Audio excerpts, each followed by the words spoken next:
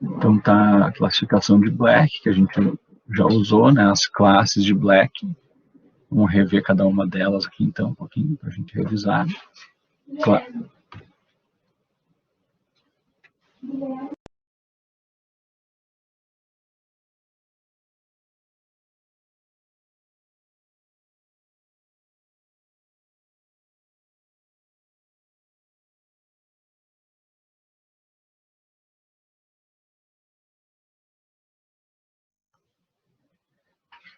Então, a classe 1 é... agora eu estou falando, antes eu estava resolvendo aqui o problema de casa, né, que 2 crianças, está todo mundo trabalhando de casa, né, não é tão suave quanto falar é fácil, né, dá aula online. Aí tem 5 pessoas fazendo aula online, tá? Então, a classe 1 são aquelas cavidades que são feitas nas regiões de cicatrículas e fissuras, tá? Então, todas essas regiões listadas aqui são as regiões de cicatrículas e fissuras. A gente viu na aula passada. E aqui a gente tem o exemplo clássico, que é aquela cavidade simples, classe 1, onde a gente tem uma cárie, uma cavidade, um preparo cavitário foi realizado na superfície oclusal do dente posterior, que teve uma lesão de cárie cavitada em função de uma lesão que aconteceu numa região de má coalescência de esmalte, que é quando o sulco não sela adequadamente, então acumula o biofilme ali e a gente desenvolve a lesão. Classe 1 de Black. A gente tem a classe 1 de Black também na região do cíngulo, ali dá para ver o sulco ainda, ó. Então, esse sulco se continuava até a região do cíngulo, e ali teve uma cárie e o pessoal fez essa restauração de amálgama, que era muito feita muito antigamente. Hoje em dia a gente não faz mais restaurações de amálgama, muito menos em dentes anteriores. Essas restaurações de amálgama, elas têm fases metalúrgicas, né, fases metálicas. Uma das fases do amálgama é a fase gama 2, que é uma fase que contém estanho na composição, e esse estanho oxida muito. Então, a fase gama 2 do amálgama, ela começa a sofrer oxidação e libera esses óxidos de estanho, basicamente. E esses óxidos de estanho, eles são liberados de dentro do material e acabam se depositando na interface da restauração. Então, uma restauração velha de amálgama, ela é muito melhor do que uma restauração nova de amálgama. Porque a restauração velha oxidou toda a fase gama 2 e esses óxidos se depositaram na interface dente-restauração. Então, é uma restauração que tem um selamento melhor. O selamento da restauração de amálgama é melhor conforme ela envelhece. Mas também por não ter nenhum material que cele os tubos dentinários, esses óxidos acabam migrando para dentro dos tubos dentinários e pigmentam aquela cavidade. E aí, quando a gente vai substituir essa restauração, porque esse dente fica acinzentado por fora, por estar transparecendo o metal aqui, a gente remove a restauração de amálgama e a gente tem ali todas a dentina adjacente à cavidade pigmentada por esses óxidos, e muitas vezes ela é uma dentina sadia, mas que a gente tem que acabar removendo para conseguir fazer uma restauração estética, tá? Então aqui é uma classe 1 na região do cíngulo. Nessa figura a gente vê outras restaurações. Aqui, por exemplo, tem uma restauração de ionômero de vidro, foi realizada num preparo que é classe o quê? Diz para mim.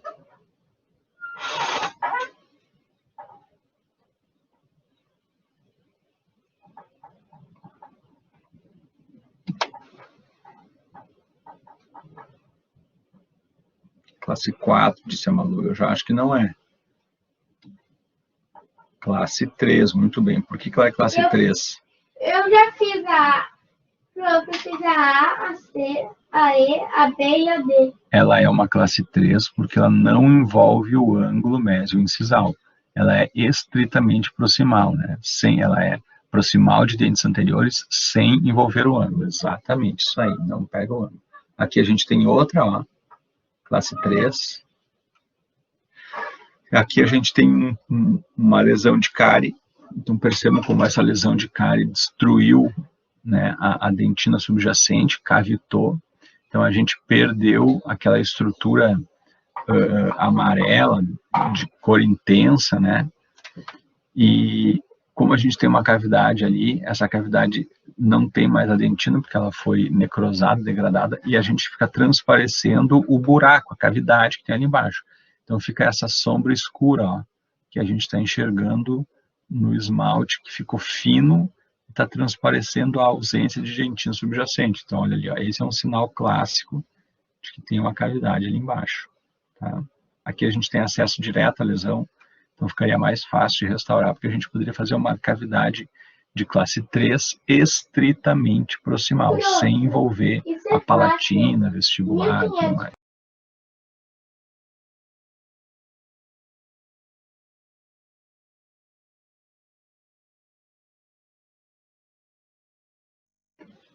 Aqui a gente tem uma cavidade de classe 1 composta, né, oclusal, e esse sulco que na palatina também se pronuncia, então muitas vezes a cárie acomete aquela região. Aqui a gente tem as classe 2. Classe 2 é as cavidades que tem em proximais e posteriores, né, lá, ó, atingindo a proximal, então duas caixas, uma oclusal e uma caixa mesial. Aqui nós temos uma modificação desse contorno cavitário, que são as caixas que são feitas sem o envolvimento do sulco oclusal, somente removendo a crista marginal para poder ter acesso à lesão. Também é chamada classe 2, porque envolve o proximal do dentes posteriores. Olha aqui nesse exemplo, ó. Nós tínhamos uma lesão naquela proximal, naquela distal desse pré-molar, e já tinha uma restauração de amálgama aqui na oclusal. Então, a gente removeu essa restauração de amálgama. Não entendi.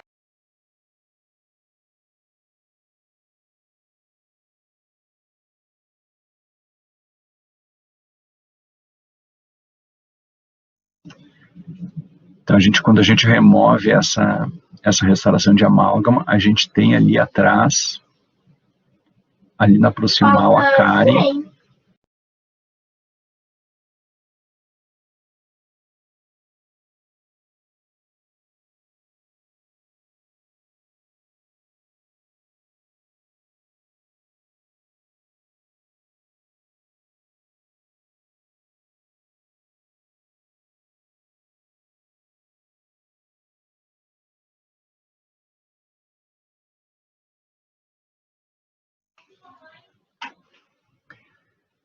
Não precisa.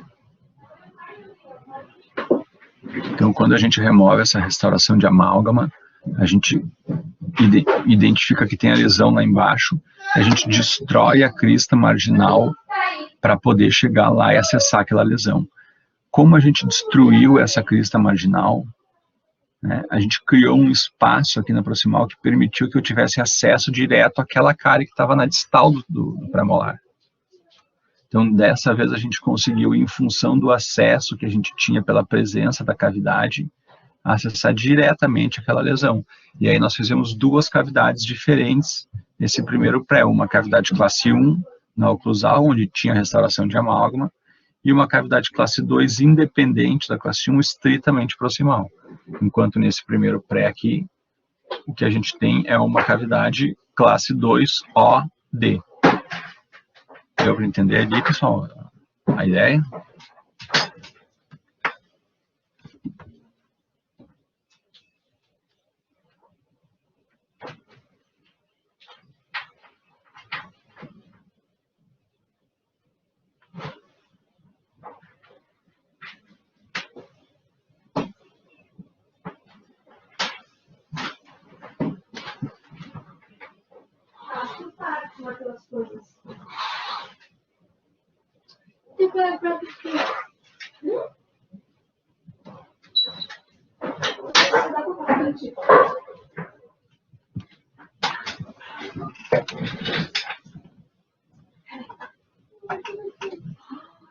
Sim, acho que está gravando a aula, está gravando. Uhum.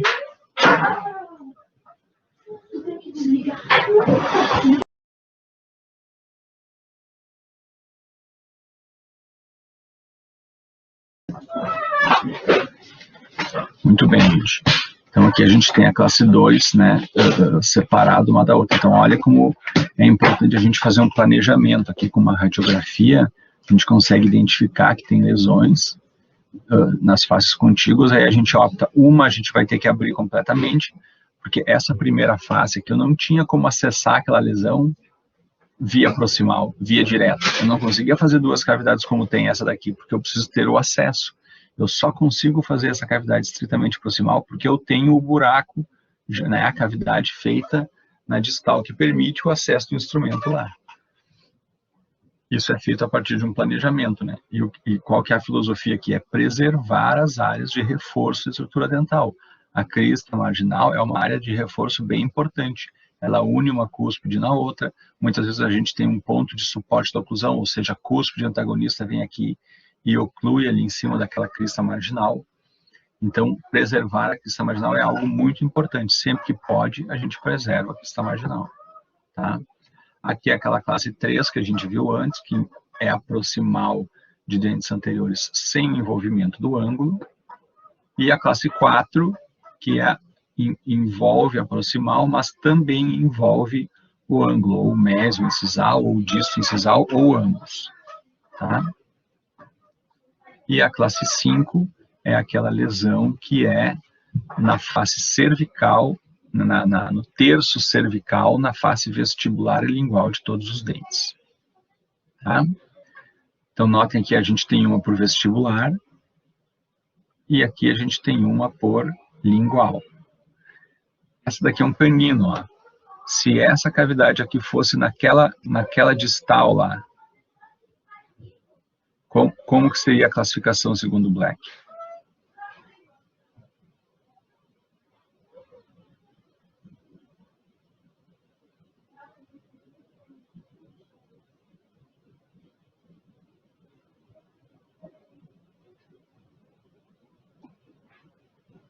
Repito, se essa cavidade que a gente está vendo aqui, ela, ao invés de ser nessa face vestibular, fosse lá naquela face proximal, qual seria a classe segundo a classificação de Black?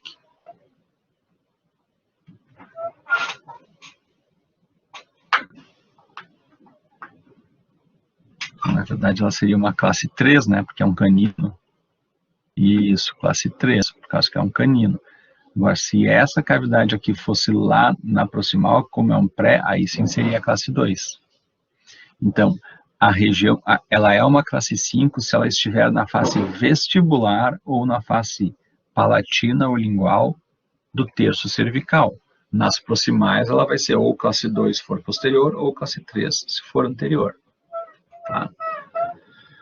Como que nós vamos chamar isso na clínica? A gente vai falar assim, ó, eu tenho uma cavidade cervical vestibular, eu tenho uma cavidade cervical palatina, eu tenho uma cavidade na distal, a gente vai chamar pela face, a gente não vai ficar falando classe 1, classe 2, a gente só quer que vocês saibam isso, tá?